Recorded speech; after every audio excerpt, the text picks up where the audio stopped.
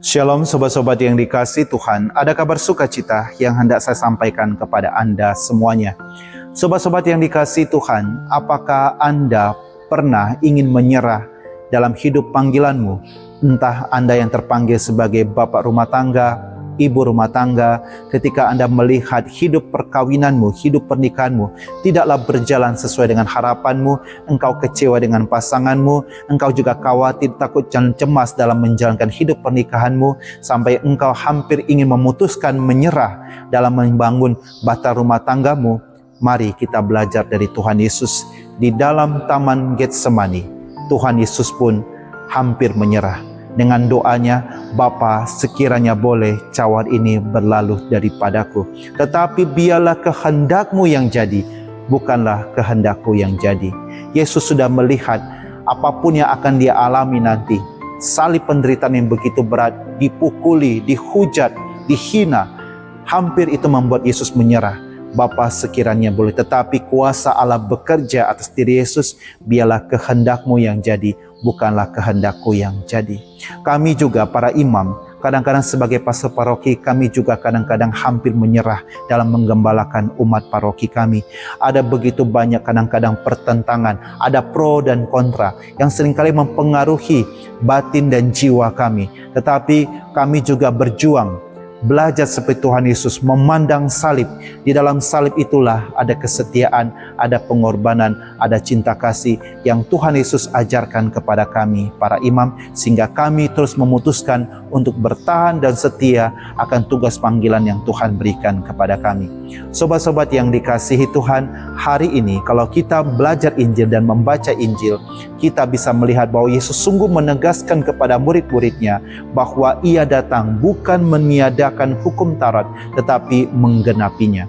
Hukum Taurat yang diterima oleh Musa itu berupa 10 hukum, dan namanya hukum, kalau tidak dilaksanakan berarti ada hukuman, kalau dilaksanakan pasti ada penghargaan atau reward. Sobat-sobat yang dikasihi Tuhan, dari 10 hukum ini, Yesus menyempurnakan 10 hukum ini dengan hukum cinta kasih, cinta kepada Allah dan cinta kepada sesama manusia.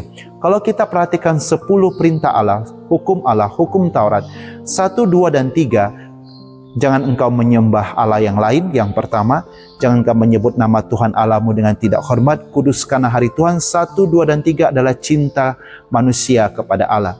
Dan 4 sampai seterusnya adalah cinta manusia kepada sesama yang lain. Dan Yesus sempurnakan itu dengan hukum cinta kasih. Dan bukti, bukan saja Yesus menyempurnakan, tapi Dia sungguh menggenapi, yaitu ketika Dia mempersembahkan dirinya di atas kayu salib.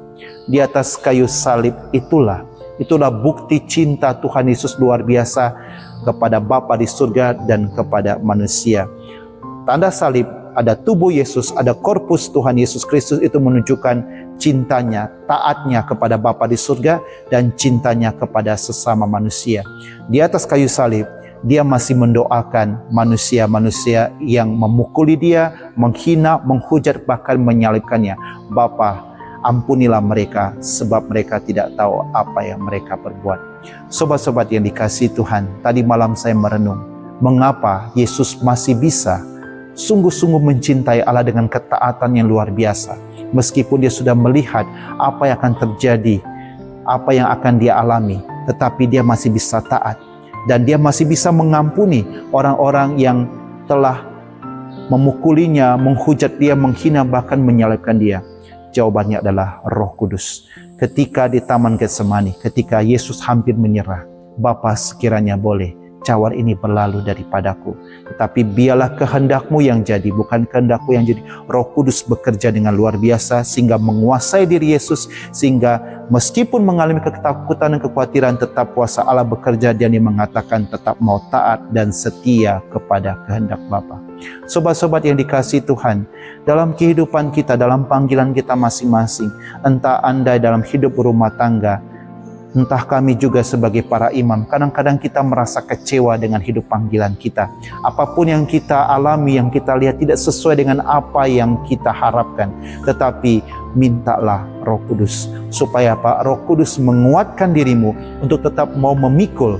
Meskipun engkau pernah mengalami kesulitan dalam hidup rumah tangga, Bapa, sekiranya boleh cawan ini berlalu daripadaku.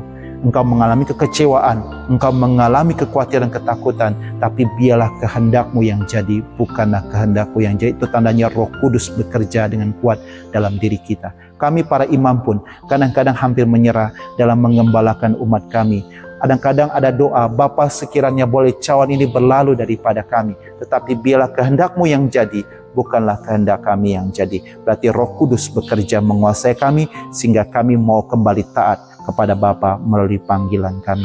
Sobat-sobat yang dikasihi Tuhan, mintalah Roh Kudus setiap hari, Roh Kudus yang menguatkan, memampukan kita untuk taat kepada Bapa, mencintai Allah dan mencintai sesama manusia. Shalom, Tuhan memberkati Anda semuanya.